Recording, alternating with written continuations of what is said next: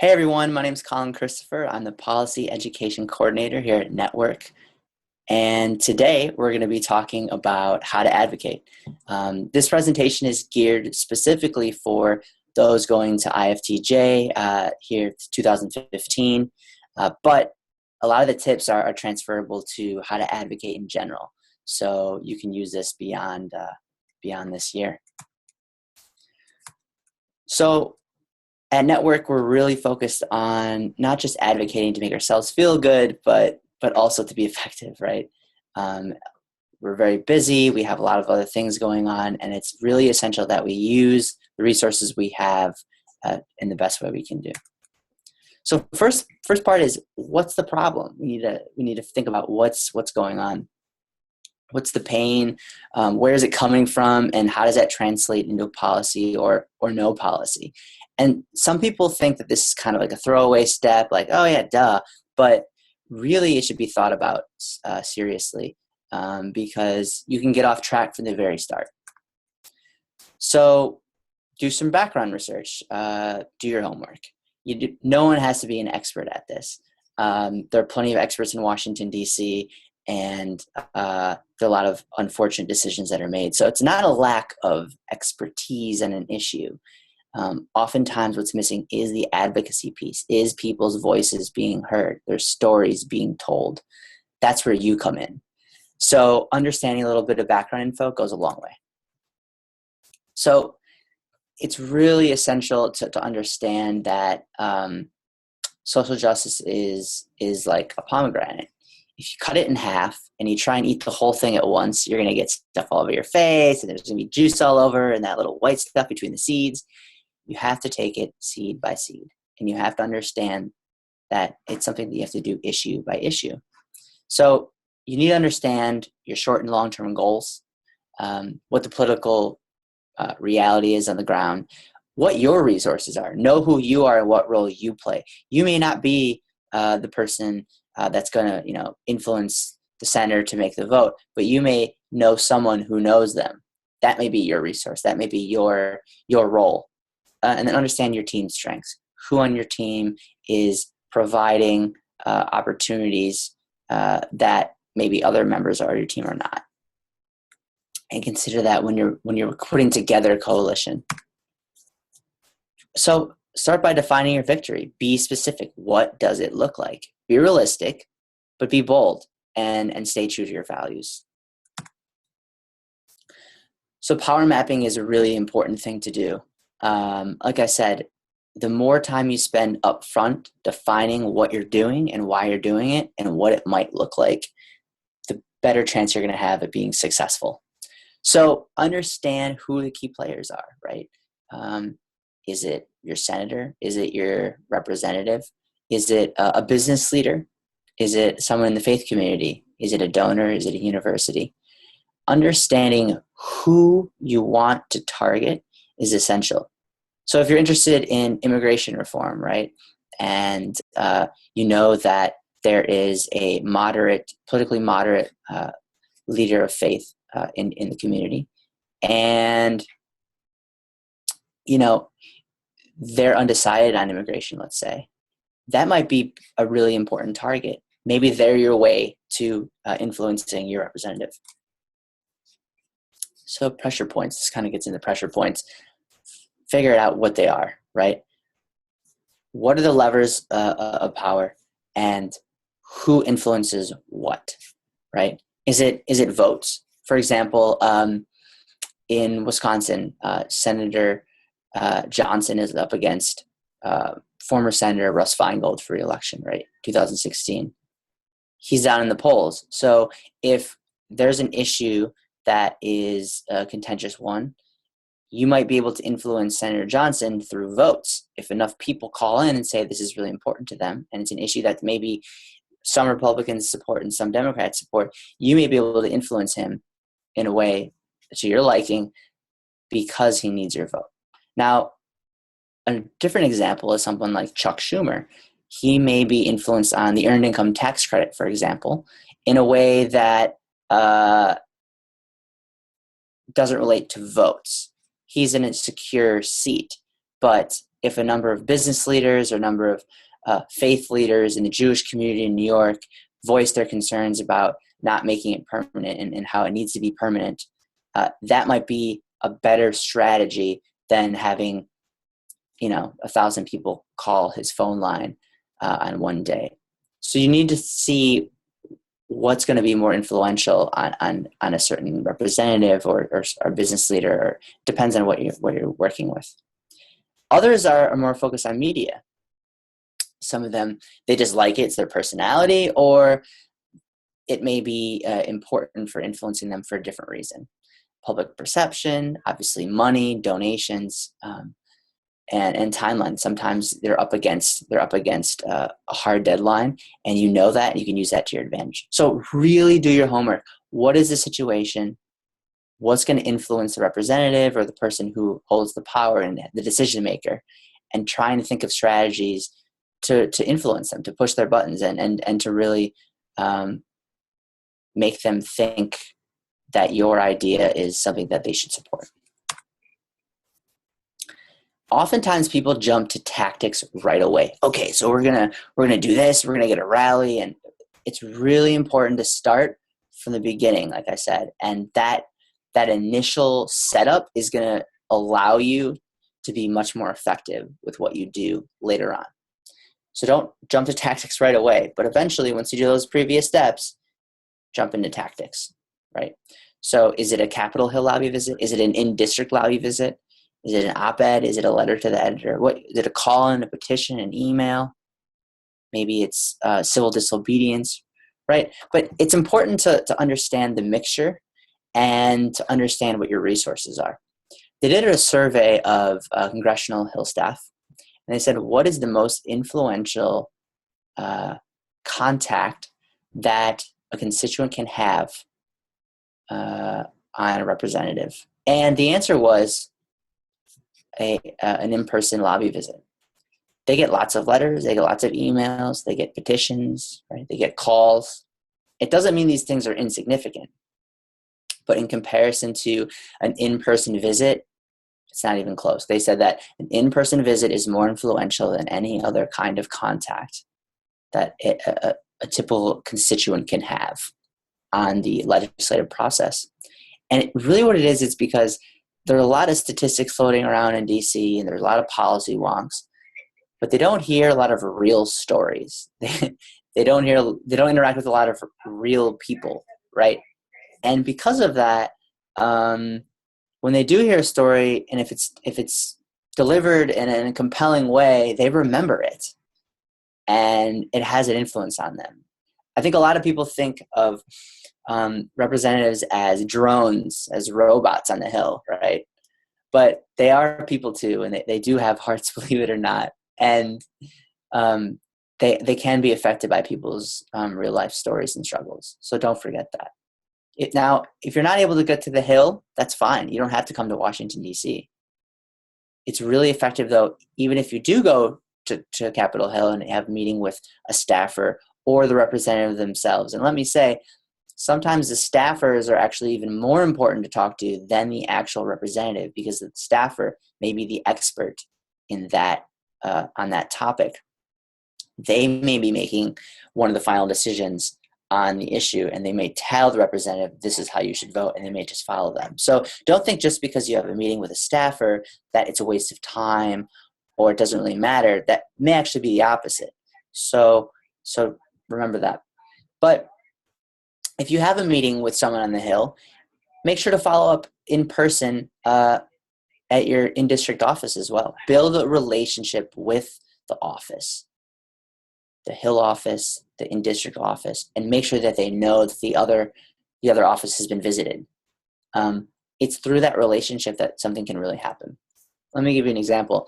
I was in South Carolina a couple months ago, and we were influencing Representative Mark Sanford, and we were talking to him about the earned income and child tax credits. And we visited him twice in a couple of weeks at listening sessions he was holding around South Carolina. One time it was at a Chick-fil-A, one time it was at a hardware store.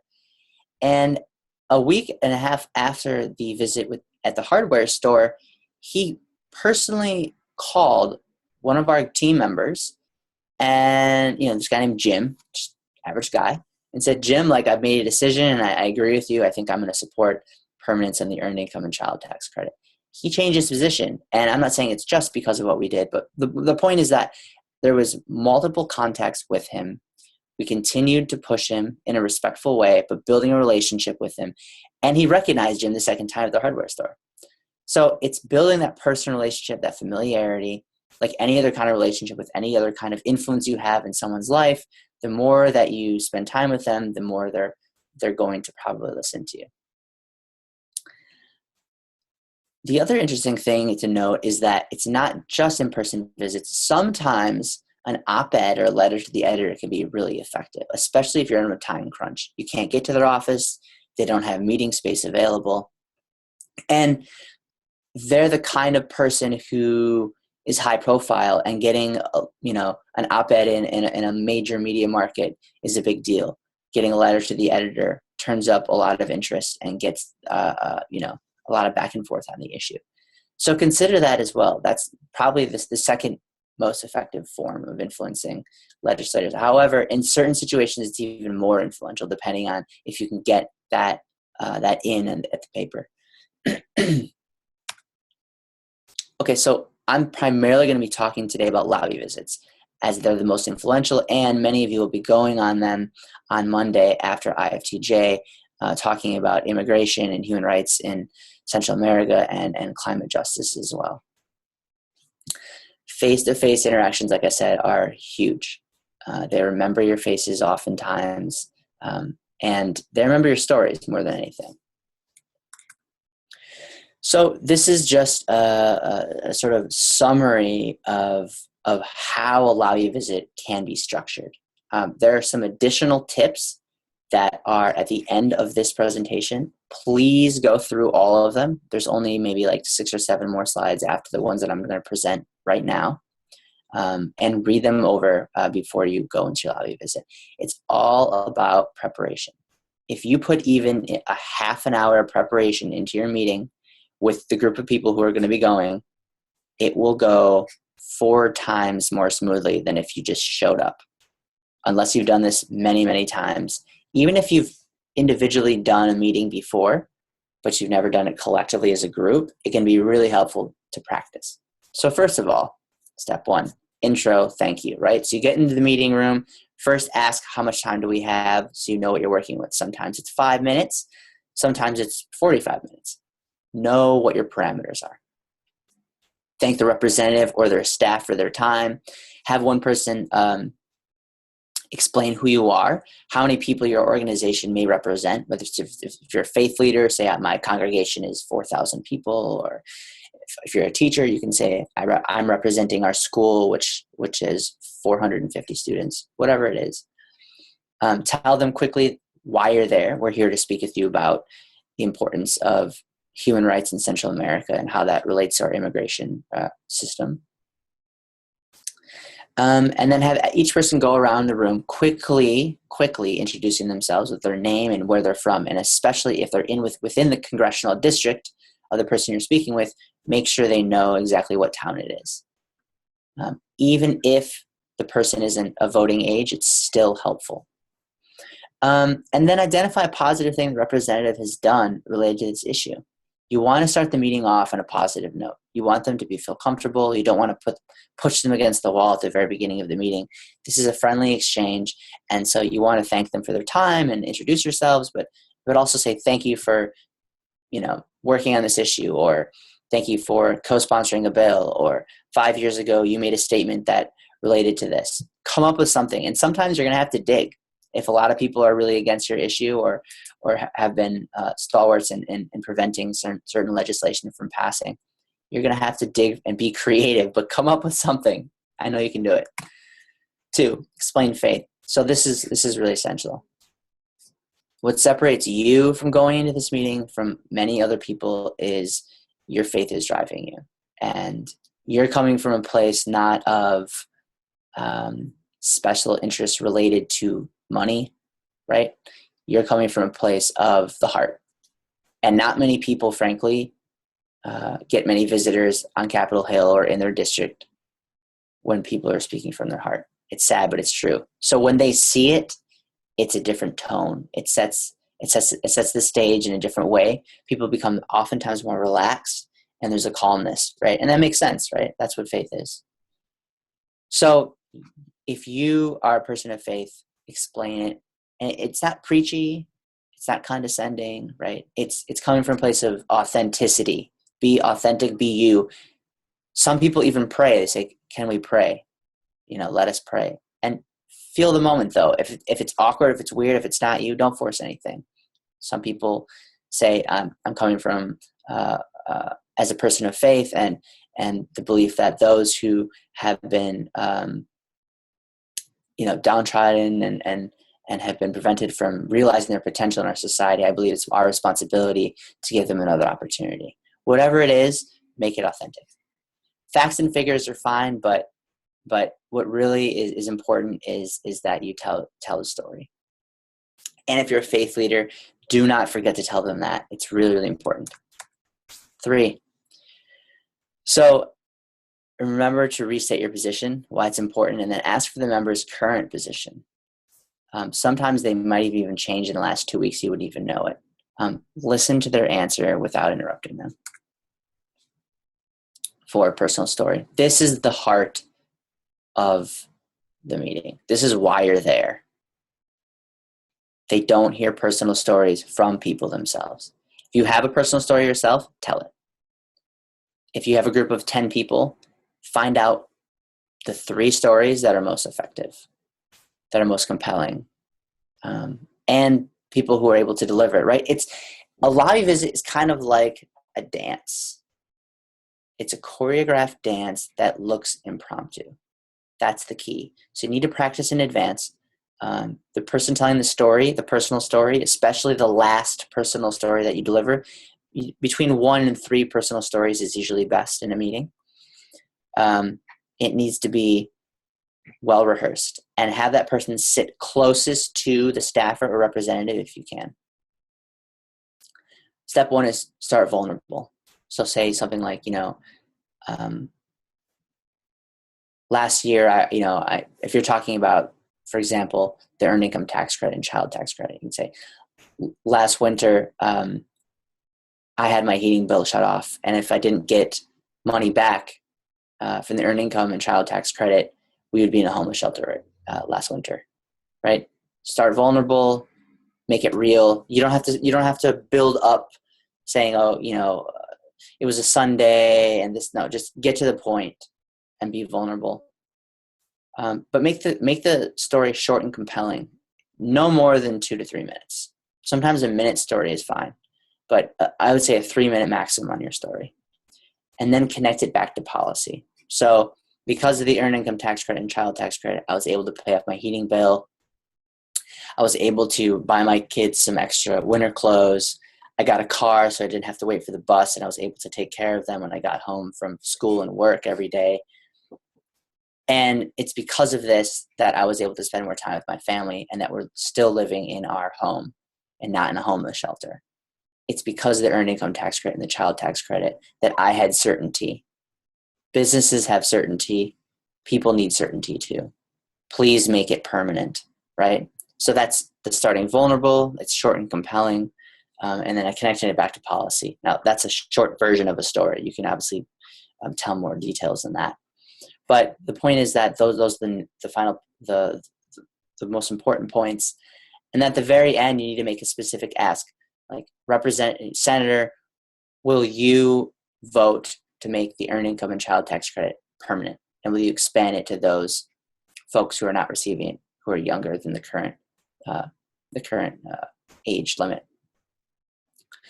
So practice this. This is really, really key. 5.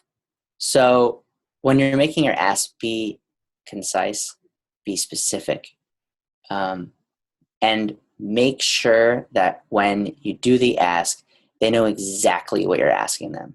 Don't say, it would be great if you would support this, or like, what do you mean? Is it a specific bill that you want them to vote for? Do you want them to co-sponsor something? Do you want them to make a public statement?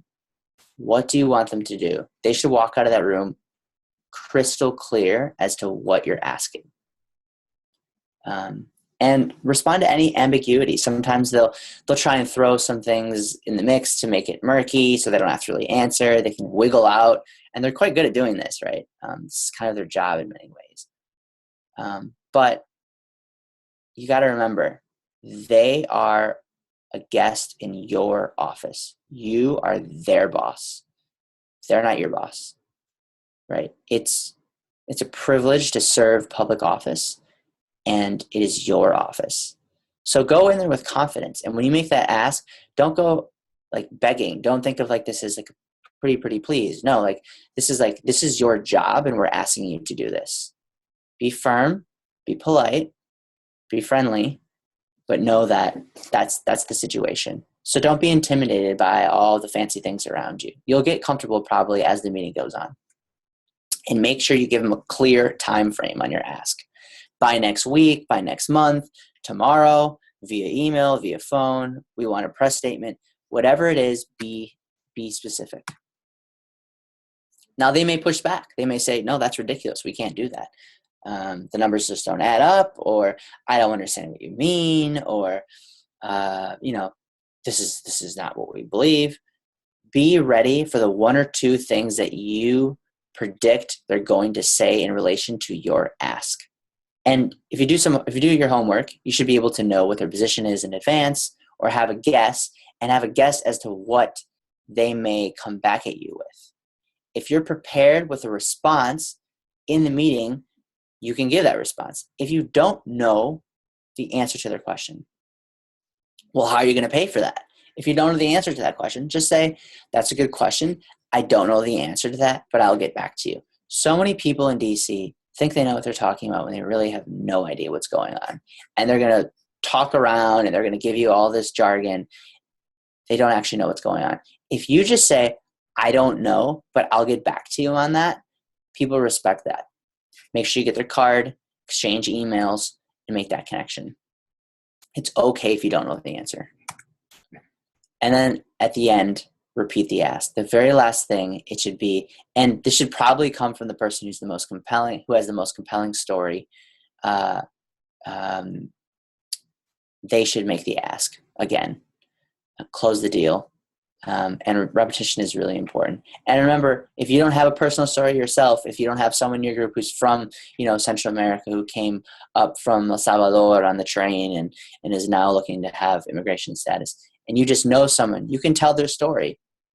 Make sure that they're comfortable with it. And if they don't give you permission, it's definitely acceptable to just change their name and say, I have a friend, I'm going to call them, and then change their name and tell their story. Personal stories are essential. That is the heart of this meeting. If you don't have a personal story for this meeting, you're not prepared for the meeting. And then finally, after you're done, strike a pose, take a picture. It's really important to have photos. Tweet it out, and thank the office. Email it to them, tweet it to them, and use shame cautiously. Sometimes meetings go really poorly, and they say things that are really disrespectful. It can be effective to call them out and to let other people know that this is what they said in the meeting and it was ridiculous. But be cautious about that. I would say don't lean towards that, but it can be useful and effective at certain points. Finally, celebrate. You did a great job. You did a lot of preparation. You did a lot of hard work.